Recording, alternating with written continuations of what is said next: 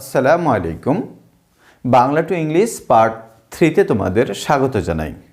প্রিয় শিক্ষার্থী বন্ধুরা, আজকের ভিডিওটি তোমার জন্য খুবই গুরুত্বপূর্ণ। আমি বোর্ডে 3টি বাক্য তুলে ধরেছি। প্রথমটি হচ্ছে, তুমি কখন স্কুল যাও? রহিম কেন বল খেলিয়াছিল বা বল খেলিয়াছিল। এবং 3 নম্বর হচ্ছে, আমি কিভাবে ঢাকা যাব বা যাইব। তোমাদের কাছে আমার এখন প্রশ্ন হচ্ছে, তুমি বা তোমরা যদি এই 3টি বাংলা বাক্যের যদি ইংরেজি করতে পারো, তাহলে আজকের ভিডিওটি তোমার জন্য নয়।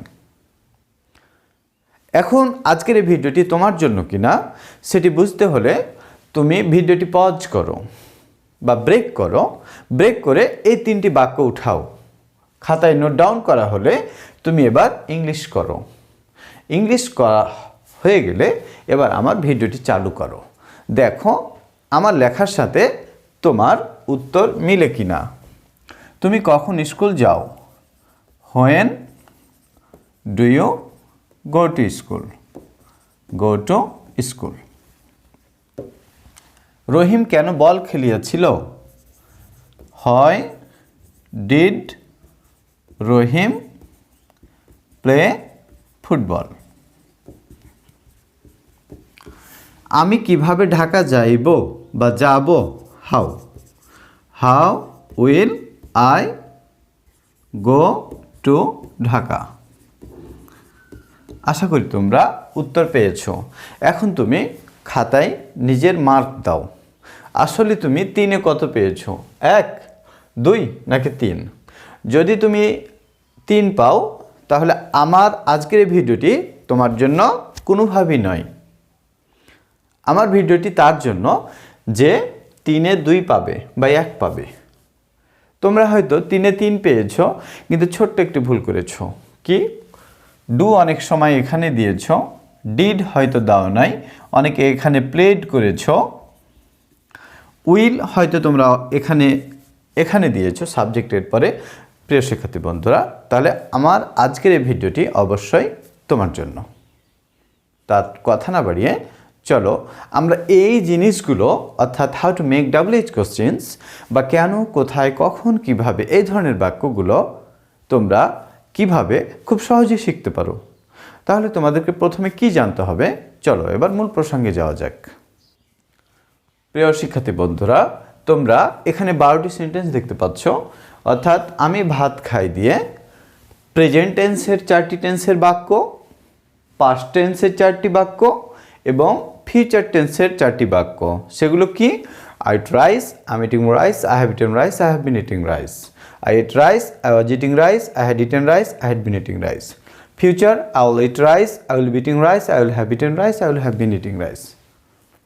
আমার আজকের ভিডিওটি কিন্তু টেন্সের নয়, কেননা টেন্সের ওপর আমার 2টো ভিডিও দেওয়া আছে। প্লেলিস্ট থেকে, টেন্সের প্লেলিস্ট থেকে তোমরা অবশ্যই পার্ট 1 এবং পার্ট 2 দেখে নিতে পারো। যেহেতু আজকের ভিডিওটি টেন্সের উপরে নয়, WH এর উপরে, সেহেতু আমি এই সিস্টেমের উপর আমি বেশি সময় দিব না। শর্টকাট একটু সংক্ষেপে এগিয়ে যাব। তাহলে তোমাদেরকে প্রথমেই জানতে হবে যে কোনো একটি সাবজেক্ট দিয়ে প্রেজেন্টের 12টি টেন্স তুমি বাংলা এবং ইংরেজি পারো কিনা, ইভেন তুমি অর্থ জানো কিনা। আমি জানি, যেমন আমি ভাত খাই, খাইতেছি বা খাচ্ছি। আমি ভাত খেয়েছি বা খাইয়াছি, আমি 5 মিনিট ধরে ভাত খাইতেছি। আমি ভাত খেয়েছিলাম, আমি ভাত খাইতেছিলাম, আমি ভাত খেয়েছিলাম, আমি 5 মিনিট ধরে ভাত খাইতেছিলাম।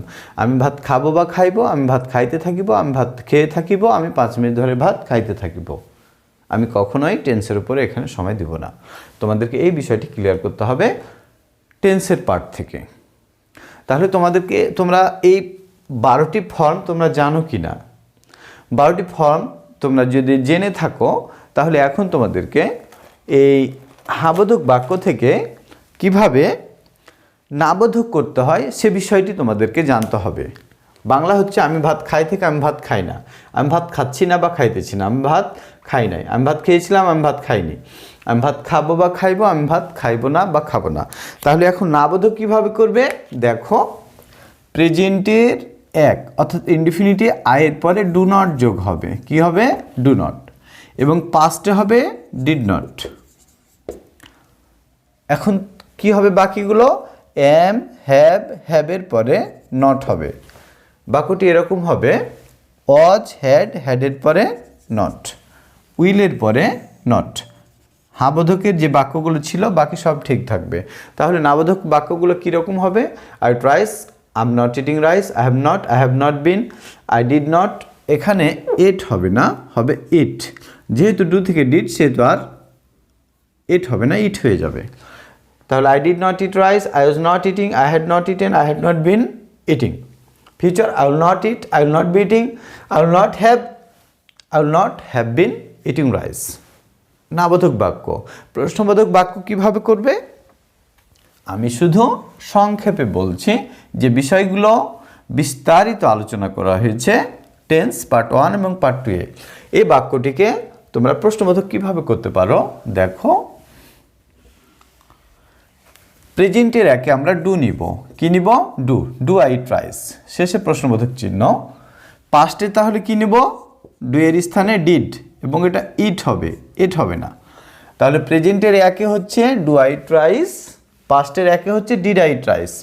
বাংলা হচ্ছে আমি কি ভাত খাই, আমি কি ভাত খেয়েছিলাম। এখন বাকি থাকলো কয়টি? 10টি। এম, হ্যাভ, জাস্ট সাবজেক্টের পূর্বে দাও। ওয়াজ, হ্যাড সাবজেক্টের পূর্বে। উইল। তোমরা প্রশ্ন করতে পারো, স্যার আপনি সাবজেক্ট আয়ের সাথে উইল ব্যবহার করেছেন কেন? আমরা তো জানি স্যার আই এবং উইয়ের সাথে ফার্স্ট পার্সনের সাথে স্যার হয়। প্রিয় শিক্ষার্থী বন্ধুরা, তোমাদেরকে আমি বলতে চাই তোমরা সব সাবজেক্টের ক্ষেত্রেই, সেটি ফার্স্ট পার্সন হোক, সেকেন্ড পার্সন হোক, থার্ড পার্সন হোক, সব ক্ষেত্রেই তোমরা উইল ব্যবহার করবে। কারণ আমরা এখন শ্যাল ব্যবহারটা খুব কমই করি। তাহলে সে প্রসঙ্গ গেল। তাহলে এখন তোমরা কি করলে?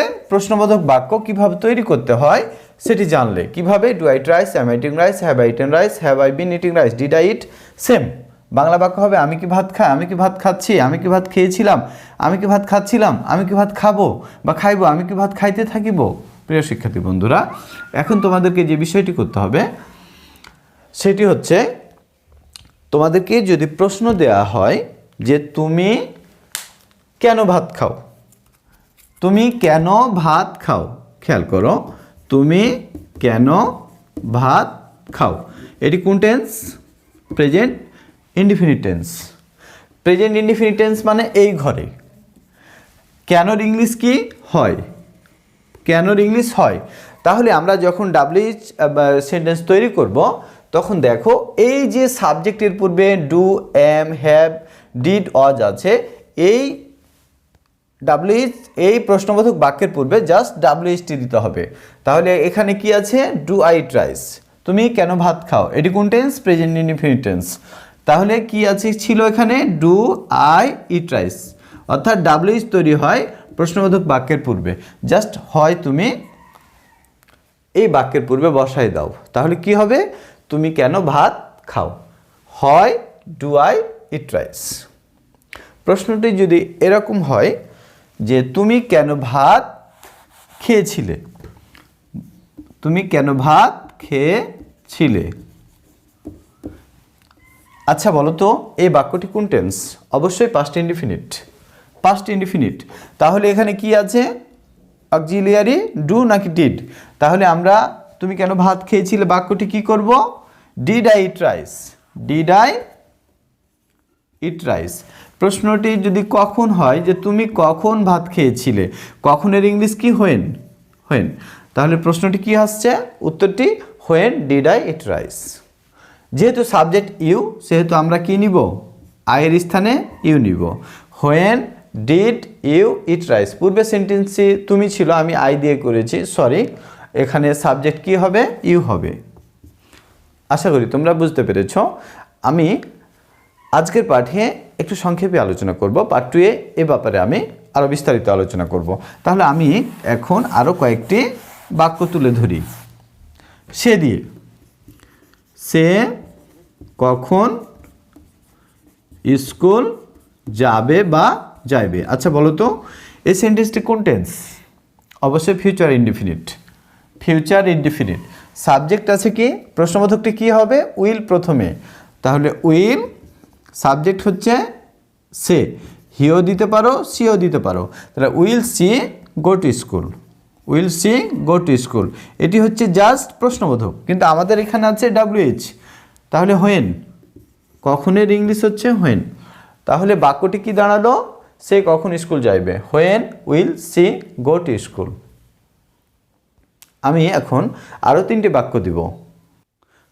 প্রিয় শিক্ষার্থী বন্ধুরা, তোমরা 3টি WH দেখতে পাচ্ছ। তুমি কখন স্কুল যাও, কখন ইংলিশ হচ্ছে হোয়েন। তুমি সে কেন বল খেলিয়াছিল, কেনর ইংলিশ হচ্ছে হয়।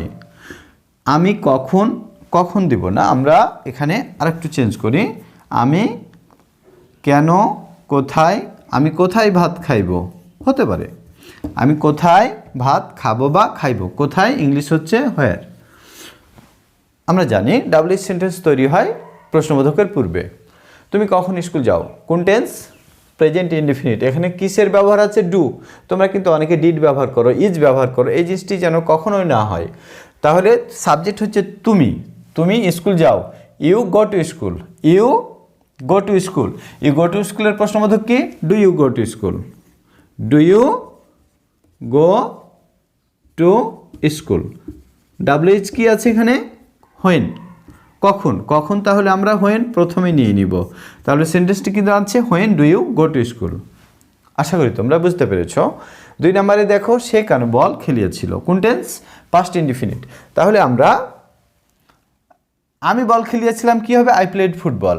আর আমি কেন বল খেলিয়েছিলাম, এখানে প্রশ্নবোধক হচ্ছে ডিড, ডিড আই প্লেড হবে না, কি হবে, ডিড আই, সাবজেক্ট যেহেতু সে, তাহলে did he play football, did he play football. কেনর ইংলিশ কি হয়, হয় ডিড হি প্লে ফুটবল, সে কেন বল খেলিয়েছিল বা খেলেছিল। 3 নম্বর দেখো, আমি কোথায় ভাত খাবো বা খাইব, কোন টেন্স, ফিউচার ইনডিফিনিট। কিসের ব্যবহার, উইল। আমি ভাত খাবো, আই উইল ইট রাইস, কিন্তু প্রশ্নবোধক হচ্ছে উইল আই ইট রাইস, প্রশ্নবোধক। WH কি, কোথায়, তাহলে আমরা হোয়ার প্রথমেই দিয়ে দিব, where will I eat rice, আমি কোথায় ভাত খাবো। প্রিয় শিক্ষার্থী বন্ধুরা, এভাবে যদি আমি বকবক করতেই থাকি, ভিডিওটি অনেক বড় হয়ে যাবে, যেটি আমি মোটেও চাই না। Part 2 আমি how to make WH sentence, আমি অনেকগুলো সেন্টেন্স নিয়ে আলোচনা করব। আজকের মতো এখানে শেষ করছি। Part 2 আশা করি আবারও কথা হবে। সে পর্যন্ত ভালো থেকো। আল্লাহ হাফেজ।